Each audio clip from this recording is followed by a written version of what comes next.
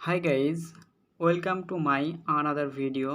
আজকে আমরা এই দুইটি সার্কিট কিভাবে ব্যবহার করতে হয় এবং এই দুইটি সার্কিটের কাজ কি সেটা সম্পর্কে জানব। আমার হাতে যে সার্কিট দুটি পাচ্ছেন তার একটি হচ্ছে বুস্ট কনভার্টার এবং একটি হচ্ছে বাক কনভার্টার। আমার হাতে যে সার্কিটটি এখন আছে সেটি হচ্ছে XL6009।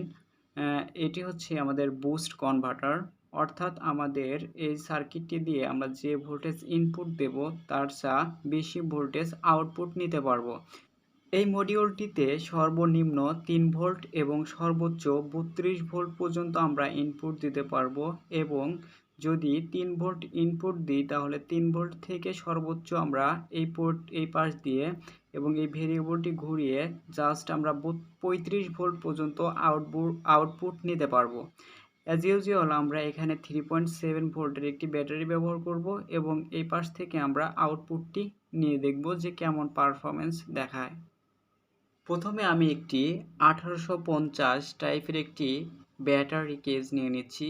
এখানে আমরা 3 ভোল্ট 7 ভোল্টের একটি ব্যাটারি ইনসার্ট করব এবং আমাদের মডিউলটির যে প্লাস এবং মাইনাস, অর্থাৎ ইন প্লাস এবং ইন মাইনাস, এখানে জাস্ট প্লাস এবং মাইনাসটি ব্যাটারির এভাবে লাগিয়ে নেব। এখন আমি 3.7 ভোল্টের 1850 টাইপের একটি ব্যাটারি নিচ্ছি। এটা জাস্ট 3.7 ভোল্টের একটি ব্যাটারি। এটি আমরা জাস্ট এখানে ইনসার্ট করে নেব। ব্যাটারিটি ইনসার্ট করা মাত্র এটি রান হয়ে যাবে। যেহেতু কোনো একটি এলইডি দিয়ে ইন্ডিকেটর দেওয়া নেই, যার জন্য এটা পাওয়ার পেয়েছে কিনা আমাদের কোনো বোঝার ওয়ে নেই। এখন আমরা এই আউটপুট প্রান্ত দিয়ে একটি মাল্টিমিটারের সাহায্যে ভোল্টেজটি চেক করব যে আসলে ভোল্টেজটি আউটপুট দিচ্ছে কিনা সেটি চেক দিব।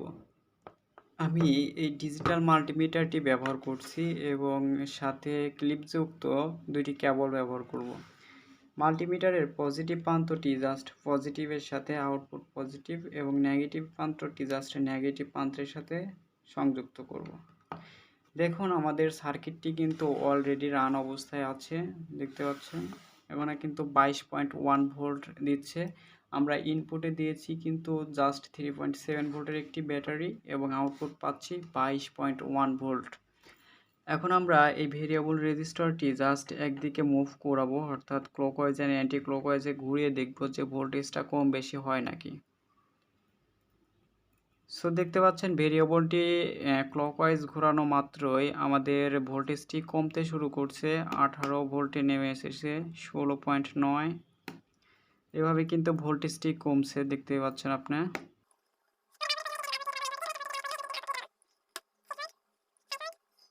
দেখুন 3.5 ভোল্টের নিচে কিন্তু আর নামছে না, কারণ আমাদের এখানে ব্যবহার করা হয়েছে 3.7 ভোল্টের একটি ব্যাটারি।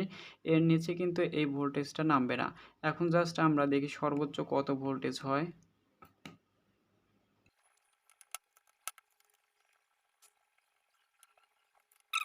চৌত্রিশ ভোল্ট অ্যান্ড 35, 36,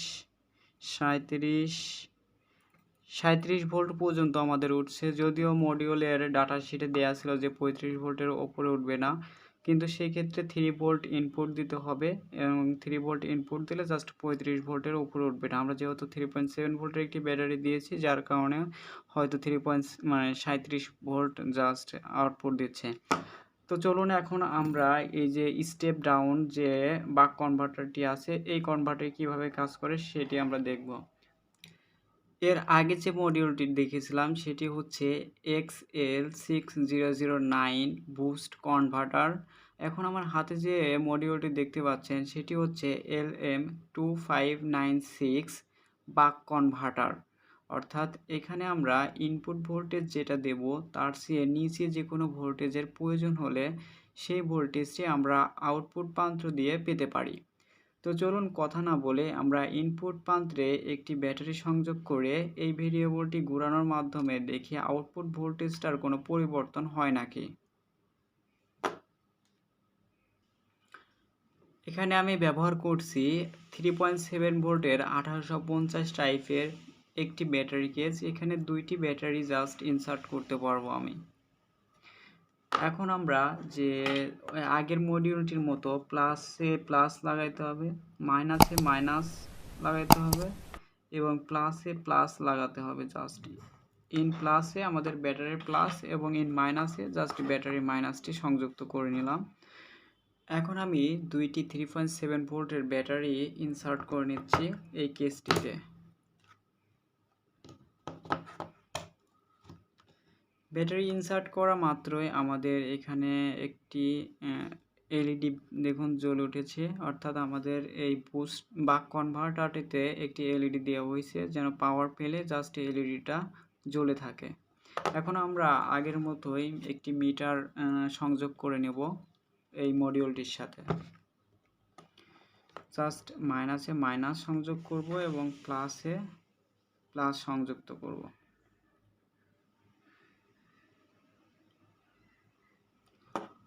এখন দেখুন আমরা এই ব্যাটারি কিন্তু 3.7 ভোল্টের দুইটা ব্যাটারি ব্যবহার করার কারণে এখানে 7.4 ভোল্ট সাপ্লাই দেওয়া হয়েছে ইনপুট প্রান্ত দিয়ে, এবং আমরা 7.4 ভোল্টের নিচে যে ভোল্টেজটা চাচ্ছি সেটি কিন্তু আমরা এই XL2596 যে মডিউলটি আছে এই মডিউল সাহায্যে নিতে পারবো। কিন্তু আমরা কখনোই 7.4 ভোল্টের উপরের ইনপুট মানে আউটপুটটা নিতে পারবো না। সেই ক্ষেত্রে কিন্তু আমাদের 12 ভোল্ট ব্যবহার করলে 12 ভোল্টের নিচে যদি ভোল্টেজটা লাগে সেক্ষেত্রে কিন্তু আমরা এই মডিউলটি দিয়ে নিতে পারবো।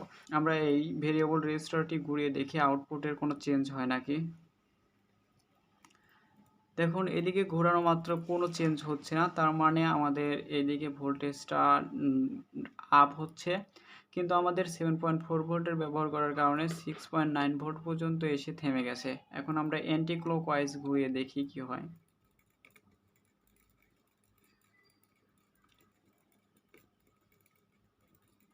দেখুন এখন কিন্তু ভোল্টেজটা ডাউন হতে শুরু করছে।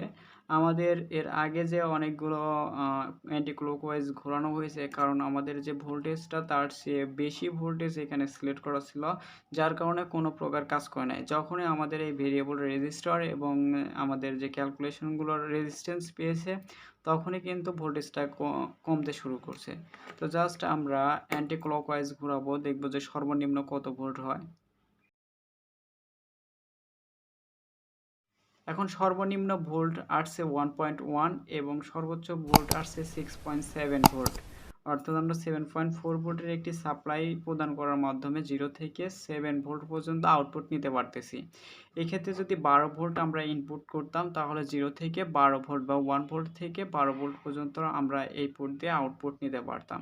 কিন্তু এই বুস্টারটির সাহায্যে আমরা যদি 7.4 ভোল্ট ইনপুট করতাম তাহলে সর্বনিম্ন 7.4 ভোল্ট থেকে সর্বোচ্চ আপনার 35 ভোল্ট পর্যন্ত আউটপুট নিতে পারতাম।